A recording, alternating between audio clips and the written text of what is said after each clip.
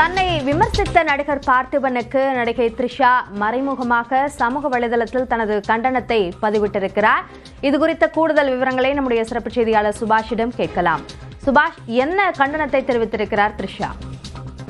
தன்னுடைய எக்ஸ் பக்கத்தில் நடிகை த்ரிஷா ஒரு கமெண்டை பதிவு செய்திருக்கிறார். மிக முக்கியமாக கவனிக்கப்பட வேண்டியது, தன்னுடைய புகைப்படத்தையும் தன்னுடைய பெயரையும் ஒரு நிகழ்ச்சியில் காட்ட இருப்பதாக கடைசி நேரத்தில் அந்த நிகழ்ச்சியின் உதவியாளர் மூலம் தனக்கு தெரிவிக்கப்பட்டதாக கூறியிருக்கிறார்.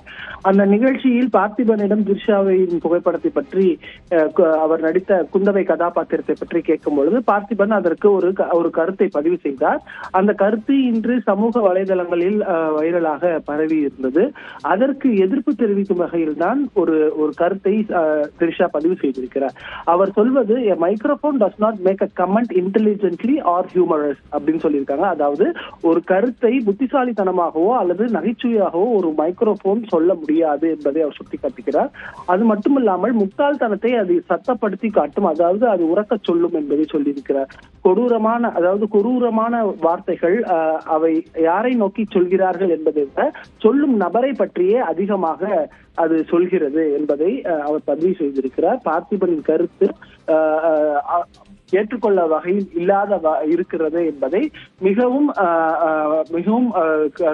கடினமான வார்த்தைகளை பயன்படுத்தி தனது கண்டனத்தை பதிவு செய்யும் வகையில் த்ரிஷாவின் இந்த பதிவானது பதிவு செய்யப்பட்டிருக்கிறது அவரது எக்ஸ்தல பக்கத்தில்.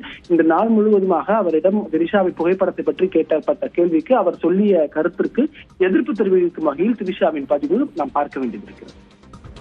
கூடுதல் விவரங்களுக்கு நன்றி சுபாஷ்.